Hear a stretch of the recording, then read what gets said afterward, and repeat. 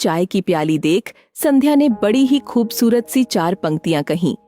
यह सुनकर वीणा हंसने लगी और फिर प्रशंसा करते हुए उसने संध्या से कहा, वाह संध्या, तुम तो अच्छी लेखिका बन सकती हो।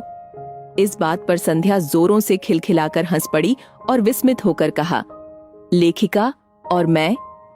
हाँ बिल्कुल, तुम्हारे भीतर छिपी हुई है ये प्रतिभा, इसे बाहर निकालो। वीणा ने गंभीर होते हुए कहा, मजाक मत करो वीणा, मैं तो सपने में भी लेखिका बनने के बारे में सोच नहीं सकती। संध्या ने नकारते हुए कहा। वीणा ने फिर कहा, मैं तुम्हारी दोस्त हूं और तुम्हें बहुत अच्छी तरह से जानती हूं, मैं मजाक नहीं कर रही हूं। यह कहते हुए वह उठ खड़ी हुई। वीणा संध्या के पड़ोस में ही रहती थी। दोनों सहेलियां हमेशा एक दूसरे से अपना सुख दुख बांटा करती थी। वीणा की बात तो उस समय संध्या ने मजाक कहकर टाल दी थी, किंतु सोते समय उसके अंतर मन में कुछ स्पंदन सी हुई थी, जिसे उसने अनसुना करना चाहा था, किंतु उस वेग को वह संभाल नहीं पाई। आज सुबह से ही संध्या का मन किसी भी काम को करने में नहीं लग रहा था। बस उसका जी चाह रहा था कि कागज कलम लेकर वह किसी कमरे में बंद हो जाए। सुबह के 7 बज चुके थे। अभी तक वह पति और अपने तीनों बच्चों का नाश्ता बनाकर उन्हें विदा कर चुकी थी। अब बारी सास ससुर की थी। सास अभी तक 3 बार पुकार चुकी थीं। जल्दी से पहले घर के सारे काम निपटा लूं, फिर आराम से बैठकर लिखूंगी। यह सोचते हुए संध्या दुगुने उत्साह के साथ घर के काम में लग गई। अखबार वाले से निपटकर वह रसोई घर के तरफ जा ही रही थी कि दूध वाले ने आवाज दी। संध्या जल्दी से दूध की पतीली लेकर दरवाजे की ओर दौड़ पड़ी। दूध लेकर लौटी तब तक ससुर जी ने आवाज दी थी, बहू चाय कब तक मिलेगी? सास ने कहा तो कुछ भी नहीं, मगर ना जाने कैसे कैसे मुंह बना रही थी। संध्या ने जल्दी से भिगोकर रखे बादाम, खजूर और फीकी चाय ससुर को दिए। इस बीच उसने गैस पर दूध उबालने के लिए चढ़ा दिए थे। अब सास की सामग्री वह तैयार कर रही थी। उसने जल्दी से दूध फाड़कर छेना बनाया, नमकीन बिस्किट निकाला और चीनी वाली चाय बनाई। सभी को लेकर वह सास के पास गई। सास ने आंखें लाल पीली करते हुए कहा, घड़ी देखा है तुमने? आज मुझे नहाने और पूजा करने में कितनी देर होगी, इससे तुमको क्या मतलब? नाश्ता देर से करूंगी तो पेट में गैस बनेगी और फिर पूरा दिन बर्बाद। सास ने आंखें लाल पीली करते हुए संध्या को 10 बातें सुना दी।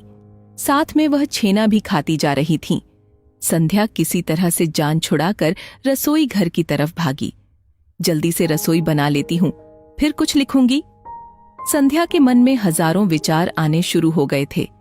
भीतर एक छटपटाहट थी, मगर बेबस इतनी मानो किसी ने उसे जंजीरों में जकड़ दिया हो। तभी धोबी की आवाज सुनाई पड़ी, मेम साहब कपड़े देने हैं तो दे दो।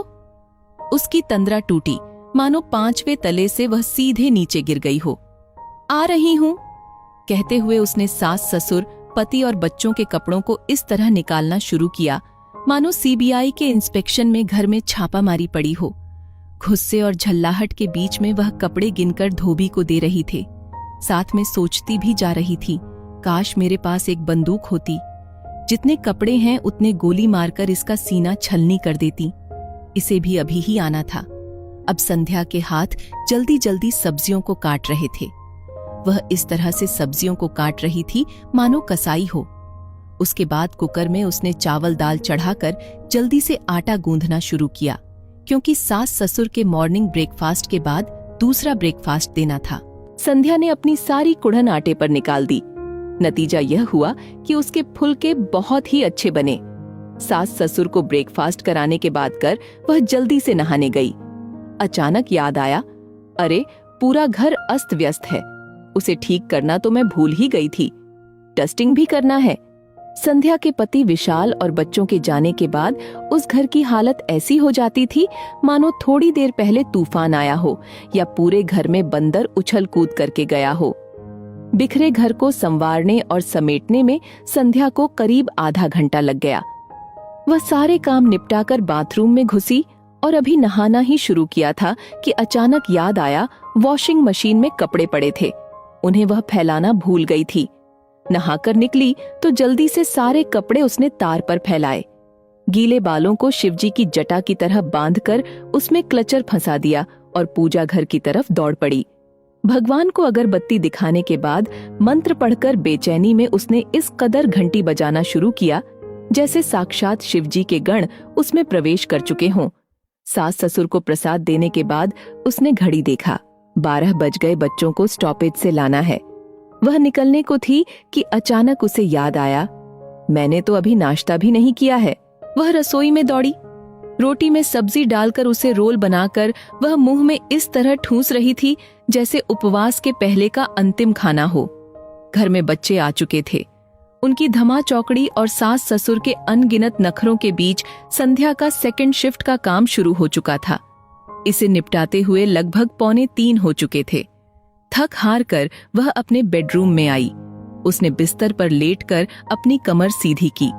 थोड़ी राहत मिली तो सोचने लगी, 5 बजे विशाल के ऑफिस से आने के बाद तो मैं पूरी तरह से पैक हो जाऊंगी, क्योंकि उनके आते ही नाश्ते, चाय, फिर रात के डिनर की तैयारी और उसी के साथ सुबह की तैयारी, फिर पति और बच्चों के साथ गपशप। इन सब के बीच तो मैं कुछ लिख ही नहीं पाऊंगी। संध्या ने फिर से अपने मन को समझाया कि चलो 2 घंटे का तो समय है, इस तरह हर रोज कुछ समय निकाल ही लूंगी।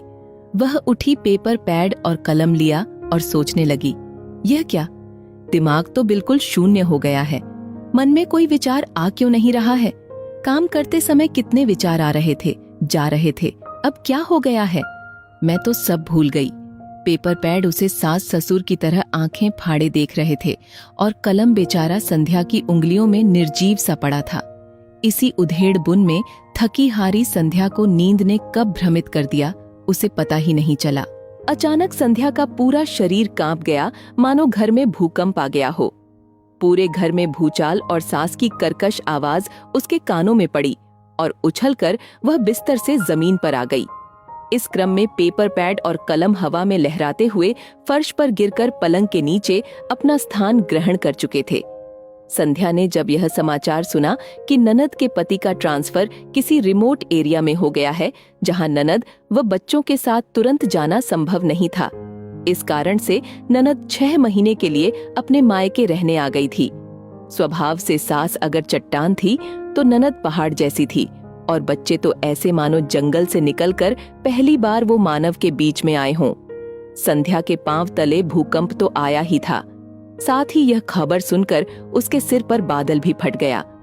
बेचारे पेपर पैड और कलम काम वाली के झाड़ू के शिकार बने और अंततः कूड़ेदान में बैठकर अपनी और संध्या दोनों के किस्मत पर आंसू बहा रहे थे। किंतु कूड़ेदान, वह तो गर्व से सीना ताने अपनी किस्मत पर खिलखिलाकर हंस रहा था।